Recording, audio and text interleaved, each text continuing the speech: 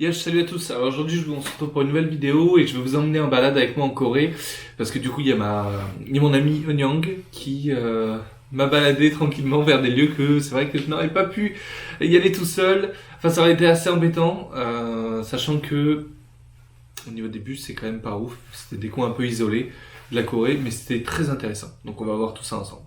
Alors le premier lieu qu'on est allé voir ensemble, c'était le parc Mr. Sunshine. Il est ouvert il y a un an et en fait, voilà, Mr. Sunshine, c'est un drama coréen euh, qui en fait prend place dans les années 1900 à 1950 et qui se concentre surtout sur en fait les militants pour l'indépendance de la Corée. Euh, voilà, donc ce drama est extrêmement populaire et il a reçu des éloges en fait pour sa cinématographie et sa narration. Voilà, c'est pour dire, hein. Je crois qu'il est, voilà, d'ailleurs, il a été le plus populaire en 2018.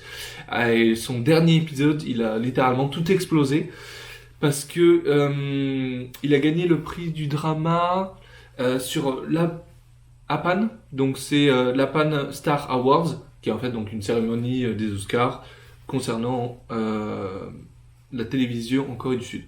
Et donc du coup ce parc il nous plonge vraiment dans l'ambiance Jeonseong, enfin pardon c'est l'ère Jeonseong qui est donc dans les années 1900 et il faut savoir que voilà les rues, la capitale du pays parce que tout le parc on peut retrouver des endroits très célèbres de ce qui se passe dans le drama coréen et tout ça a été vraiment extrêmement bien reproduit parce que voilà on est totalement plongé dans un univers différent.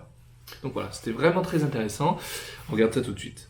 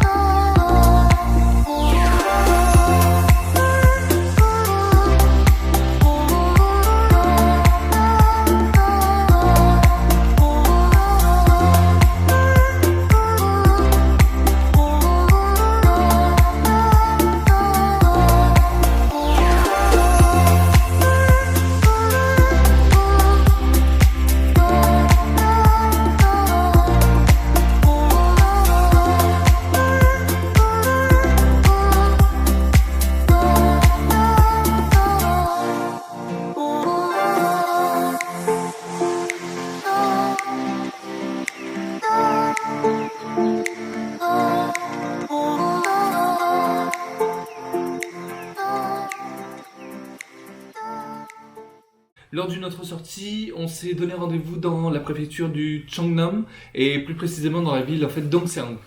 Il faut savoir que c'est une ville très importante culturellement, enfin comme j'ai l'impression de toutes les villes de Corée finalement, mais celle-ci, ce qui est bien c'est qu'il y a de nombreux héritages et il y a des personnages très célèbres dans la culture coréenne qui sont nés dans cette ville aussi. Voilà.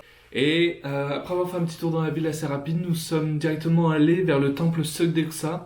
C'est un temple, c'est un très très gros complexe en fait de temple bouddhisme qui d'ailleurs joue un rôle très important dans la religion bouddhiste en Corée du Sud parce que c'est le seul temple aussi n'a pas été détruit pendant l'invasion japonaise, donc il a été construit en 1308.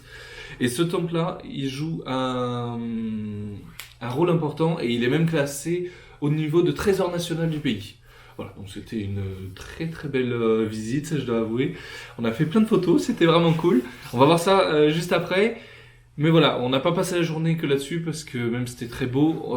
Vers l'après-midi, en fait, on s'est dirigé vers un autre spot qui cette fois-ci, c'est en fait le plus long pont suspendu de Corée. J'ai mis une photo récemment sur Instagram qui est donc dans la préfecture là de Yesan. C'est la ville de Yesan, pardon. Et voilà, pour le 1100e anniversaire de la ville de Yesan, ils ont décidé de célébrer avec un pont. Super. Mais alors, voilà, le pont, il faut savoir qu'il a coûté 8 millions d'euros. Il y a à peu près plus de 3000 personnes qui peuvent tenir dessus. Il peut résister à un tremblement de terre d'une magnitude de 7.0. Il peut même résister à des vents violents. Enfin voilà, c'est vraiment un très très gros pont. Et même pendant la nuit, il s'illumine de plein de LED. Il y a des jets d'eau. Franchement, ça vaut le détour. C'est super cool. En plus, on s'est baladé un peu à côté. Il y a une petite colline qui surplombe un peu le lieu. C'est vachement intéressant.